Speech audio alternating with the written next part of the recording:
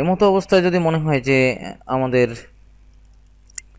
যে রংপুর, কুড়িগ্রাম, লালমনিরহাট এই ডিস্ট্রিক্টগুলোতে যা সেলগুলো আছে, এখানে বিভিন্ন অঙ্কের যে অ্যামাউন্ট আছে এগুলোর যোগফল আমি এখানে দেখতে চাই, তাহলে এই টোটাল যে কলামটি আমি নিয়েছি, এই কলামের যে কোনো সেলে আমি এখানেও দিতে পারি, কিংবা এখানে যে কোনো সেলে আমি ক্লিক করে কিবোর্ড থেকে অল্টার এবং সমান সমান যদি আমি প্রেস করি, প্রেস করার পরেই যদি আমি এন্টার প্রেস করি, তাহলে আমরা দেখতে পাচ্ছি যে আমি কিন্তু এই অঙ্কগুলোর যোগফল আমি পাশের যে কলামটি সেটিতে কিন্তু শো করাচ্ছে। যেমন এখান থেকে শুরু করে এই পর্যন্ত যে অঙ্কগুলো আছে সেটির যোগফল কিন্তু এটি।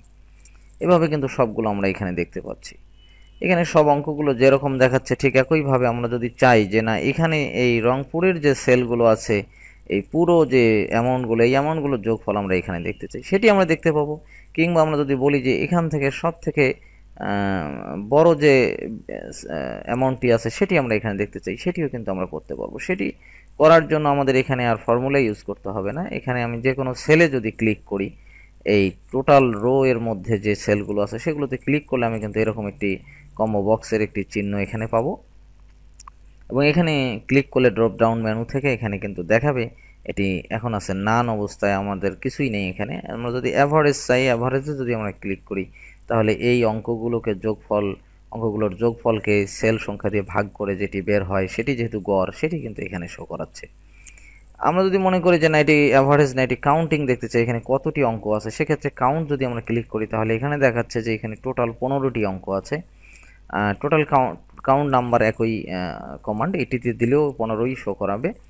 এখানে ম্যাক্সিমাম আমরা যদি দেখতে চাই, এখানে সব থেকে বড় অঙ্ক কত সেটি দেখতে চাইলে আমরা ম্যাক্সিমাম যদি ক্লিক করি, তাহলে আমরা দেখতে পাচ্ছি এখানে ৭৮,৯৯০। এখানে যে অঙ্কটি আছে এটি সব অঙ্কগুলোর থেকে বড় এই কলামে, সেটি কিন্তু শো করাচ্ছে। কিংবা আমরা যদি মিনিমাম দেই, তাহলে কিন্তু এখানে এই অঙ্কগুলোর মধ্যে সব থেকে ছোট যেটি যেটি সব থেকে, সেটি কিন্তু এখানে শো করাবে।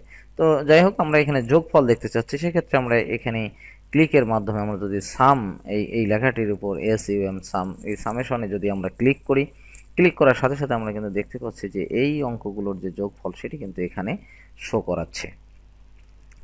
এখন আমরা যদি এরকম প্রত্যেকটি কলামের যোগফল এখানে দেখতে চাই, তাহলে এই প্রথম এই কলামটিতে, এই সেলটিতে ক্লিক করা অবস্থায় মাউস পয়েন্টার নিচে এখানে নিলে যখন যোগ চিহ্নের মতো দেখাবে, তখন এটিকে ক্লিক করে মাউসের লেফট বাটন প্রেস করা অবস্থায় আমরা যদি ড্রাগ করে এটিকে নিয়ে যাই, তাহলে আমরা দেখতে পাচ্ছি প্রত্যেকটি যে কলামের অঙ্কগুলো আছে তার যোগফল কিন্তু এখানে শো করাচ্ছে। এমনকি এই অঙ্কগুলোর যোগফলও কিন্তু এখানে শো করাচ্ছে। অর্থাৎ এই সোজা যে অঙ্কগুলো আছে তার যোগফলও এটি, আর এখানে যে অঙ্কগুলো আছে তার যোগফলও কিন্তু এটি। এভাবে আমরা কিন্তু একটা টেবিলে আমরা সুন্দরভাবে কিন্তু সাজায় নিতে পারি। এখন যদি এমন হয় যে না 15 নম্বর আছে, এখন আমাদের 16 নম্বর আরেকটি এখানে প্রোডাক্ট যোগ হয়েছে, সেক্ষেত্রে আমরা ট্যাব দিয়ে আমরা যদি লাস্টের এখান থেকে ট্যাব দিয়েও যেতে পারি, কিংবা সর্বশেষ যে সেলটি আমি আগে বলেছি এটি হচ্ছে আমাদের টেবিলের শেষ সেল, এখানে ক্লিক করে যদি একবার ট্যাব প্রেস করি, তাহলে কিন্তু একটি রো এখানে আমাদের বৃদ্ধি পাবে। এবং এখানে আমরা যথারীতি যদি 16 নাম্বার লিখে আমরা ধরুন লিখলাম এখানে কম্পিউটার সরি কম্পিউটার অ্যাক্সেসরিজ লিখে যদি আমরা এখানে অ্যামাউন্ট বসাই দেই 20,000, দেখুন 20,000 লেখার সঙ্গে সঙ্গে এটি কিন্তু এখানে চলে এসেছে। এখানে যদি আবার লিখে 30,000, তাহলে এই দুটির যোগফল এখানে শো করাবে। এভাবে আমরা যা লিখব সেটি কিন্তু আমাদের ওখানে কিন্তু যোগফল যেটি টোটালের যে ঘরটি আছে, যে সেলটি আছে, সেখানে কিন্তু আমাদের অটোমেটিক শো করাই দিবে। এই অবস্থায় আমরা এখানে আরেকটি যে বড় সুবিধা সেটি হলো যে এই একই রকম টেবিল যদি একটি নিচে আমরা ইনসার্ট করি, তাহলে সেক্ষেত্রে আমরা আবারও ফরম্যাট অ্যাজ টেবিল এখানে ক্লিকের মাধ্যমে আমরা যদি এই মিডিয়াম থেকে এই টেবিলটিকে চুজ করে এই টেবিলে ক্লিক করি, তাহলে টেবিলে ক্লিক করার সাথে সাথে এখানে টেবিল এরিয়া দেখাতে বলছে। টেবিল এরিয়া আমরা ধরুন একটি রো বাদ দিয়ে যদি আমরা এই অংশটিতে নিয়ে নেই যে এটি আমার একটি নতুন টেবিল এবং এটিরও আমার হেডার থাকবে, না চাইলে পরে আমরা তুলে দিতে পারবো, এবং ওকে করলেই কিন্তু আমরা আরেকটি টেবিল এখানে দেখতে পাচ্ছি। যথারীতি আমরা এই টেবিলের হেডারগুলোর নাম চেঞ্জ করতে পারবো, এখানে যেভাবে চেঞ্জ করেছি যে এটি যে নামে দেয়া দরকার সেটি চেঞ্জ করতে পারবো।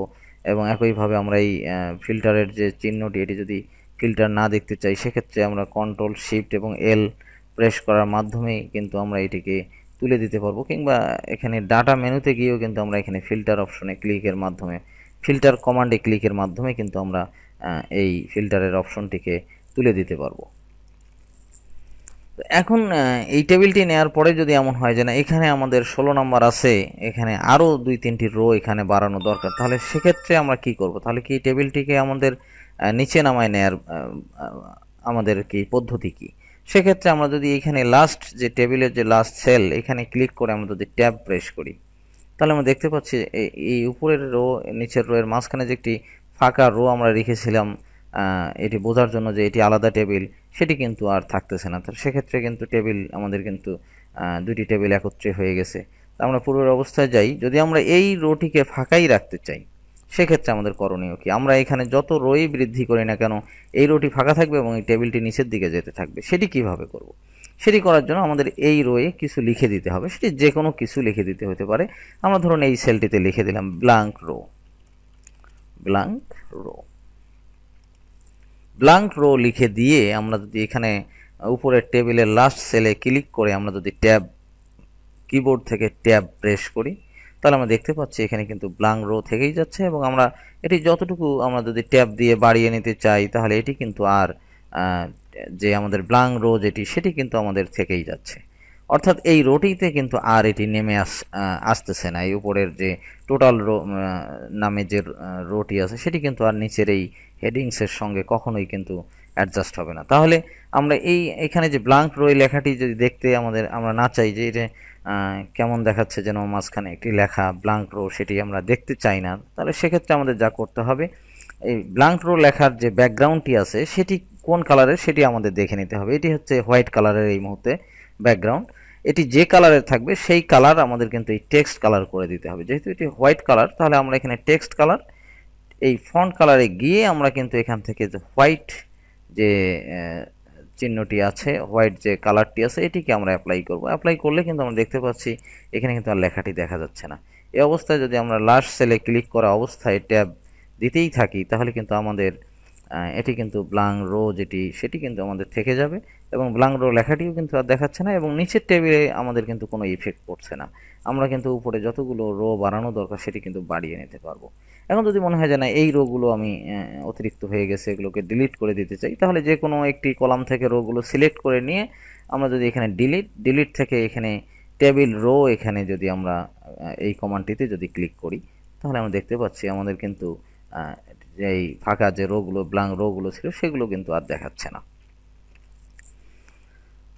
এখানে বলে রাখা ভালো যে আমরা এখান থেকে কিন্তু ফিল্টার অপশনটিকে আমরা কিন্তু তুলে দিয়েছি। তাহলে ফিল্টার অপশনটি ছিল কেন সেটি আমাদের দেখা দরকার। সেটি দেখার জন্য ধরুন আমরা এখানে একটি কমান্ড ইউজ করেছি, এই যে প্রোডাক্ট নেম, এখানে একটা আমরা কন্ডিশনাল ফরম্যাটিং এর কমান্ড ইউজ করেছি। কমান্ডটি এরকম যে এখানে আমরা যেমন হাইলাইট সেলস রুল থেকে যদি আমরা ডুপ্লিকেট ভ্যালু এই কমান্ডটি ইউজ করে থাকি, এখানে ডুপ্লিকেট হলে এই কালার হবে, সেটি যদি দিয়ে আমরা এখানে ওকে করি তাহলে আমরা দেখতে পাচ্ছি কিন্তু যে এখানে ডুপ্লিকেটে একই রকম লেখা দুইটি আছে, সে কারণে আমরা আরও একটি লিখে দেই এখানে কসমেটিক্স, তাহলে কিন্তু আমরা দেখতে পাচ্ছি যে আমাদের কিন্তু এখানে 3টি সেল কিন্তু হাইলাইটেড হয়েছে, কালারফুল হয়েছে, যেহেতু আমরা এটি ফরম্যাটিং কন্ডিশনাল ফরম্যাটিং থেকে এই কমান্ডটি দিয়েছি যে ডুপ্লিকেট হলে এটি কালারফুল হবে। তাহলে এখানে ফিল্টার থাকলে কি সুবিধা হতো? যদি ফিল্টার থাকতো, যেমন ফিল্টার যদি আমরা ফিরিয়ে আনতে চাই তাহলে আমাদের কি করতে হবে?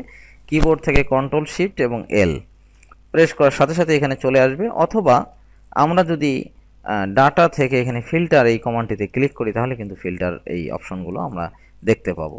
তো এখন যেটি করব, এখানে আমরা যদি এমন চাই যে এই টেবিলটি থেকে যেগুলো একই রকম লেখা যেগুলো ডুপ্লিকেট সেগুলোকে আমরা শুধু দেখব, বাকিগুলো দেখতে চাই না, সেক্ষেত্রে আমাদের এই কন্ডিশন ফরম্যাটিংয়ের এই টেবিল থেকে এখানে যে ফিল্টারের যে আইকনটি আছে এখানে ক্লিকের মাধ্যমে ড্রপ ডাউন মেনু থেকে এখানে ফিল্টার বাই কালার এই অপশনটিতে আসলেই, মাউস পয়েন্টার নিয়ে আসলেই ডান দিকে আমরা এই কমান্ডটি দেখতে পারবো যে এই কালার হলেই আমরা কিন্তু সেটি ফিল্টার করব।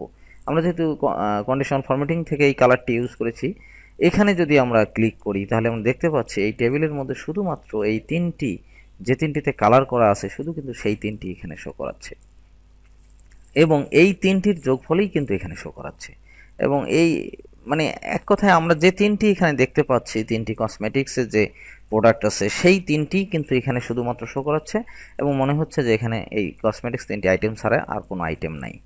আমরা যদি আবার পূর্বের অবস্থায় ফিরে যেতে চাই, সেক্ষেত্রে এই ফিল্টারের এই আইকনটিতে ক্লিকের মাধ্যমে আমরা clear filter from product name এটিতে যদি ক্লিক করি, তাহলে আমরা কিন্তু পূর্বের অবস্থায় সমস্ত আইটেমগুলো কিন্তু আমরা দেখতে পাচ্ছি।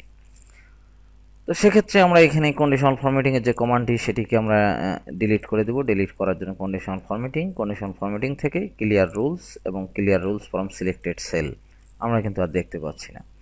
এখন আমরা যদি এই কন্ডিশনাল ফরম্যাটিং ছাড়া কালারফুল করি, যেমন সেটি হচ্ছে যে আমাদের মনে হলো যে আমরা এই সেলটি একটু আমাদের পরবর্তী সময় আমাদের আবার চেক করতে হবে, সেক্ষেত্রে আমরা এটিকে আমরা ম্যানুয়ালিও কিন্তু কালার করতে পারি। ধরুন ওরাল স্যালাইন, এটিকে আমরা এখান থেকে হয়তো দিয়ে দিলাম যে এটি ব্যাকগ্রাউন্ডটি হলুদ হবে, এটি আমরা পরে চেক করব। বা মনে হলো যে এটি অ্যান্টিভাইরাস, এটিকে আমরা পরে চেক করব, এটিকে আমরা হলুদ করে দিলাম। যদি এরকম আমরা নিজেরাই কালার করে দিই, সেটিও কিন্তু আমরা এই ফিল্টার অপশনের মাধ্যমে ফিল্টার বাই কালার এবং এখানে হলুদ যে সাইনটি ইয়েলো কালারটি সেটিতে ক্লিকের মাধ্যমে কিন্তু আমরা শুধুমাত্র এই দুইটি সেলকে কিন্তু এখানে দেখিয়ে এই দুইটি প্রোডাক্টের কিন্তু আমরা এখানে যে যোগফল বা এটির যে বিক্রয় প্রত্যেকটি ডেসটিকে সেটি কিন্তু আমরা দেখতে পারবো। আবার যদি ফিল্টার অপশনটিকে আমরা ডিলিট করে দিতে চাই বা ফিল্টার অপশনটি আমরা পূর্বের অবস্থায় ফিরে যেতে চাই ফিল্টার অপশন থেকে, তাহলে সেক্ষেত্রে আমাদের এখানে আইকনে ক্লিকের মাধ্যমে clear filter from product name এখানে ক্লিক করলেই কিন্তু আমরা পূর্বের অবস্থায় ফিরে যেতে পারবো। তো ফিরে গিয়ে আমাদের ধরুন এই কালার দুটি আমরা পূর্বের অবস্থায় নেব, সেক্ষেত্রে দুটিতে ক্লিক করে আমরা এখানে ক্লিয়ার থেকে ক্লিয়ার ফরম্যাট করলেই কিন্তু এটি পূর্বের অবস্থায় ফিরে যাবে। আচ্ছা, এখন আমরা এই ফিল্টার অপশনটি আমাদের আর দরকার নেই। কন্ট্রোল শিফট এবং এল প্রেস করার সাথে সাথেই কিন্তু ফিল্টার অপশনটি চলে যাবে। টেবিলের আরও কিছু অ্যাডভান্স আলোচনা আছে, সেটি আমরা যখন অ্যাডভান্স লেভেলের আলোচনা করব তখন আমরা বুঝতে পারবো। বেসিকে যেটুকু প্রয়োজন সেটি আমার মনে হয় ইতিমধ্যেই আমি আলোচনা করেছি। কারো বুঝতে কোনো সমস্যা হলে আমাকে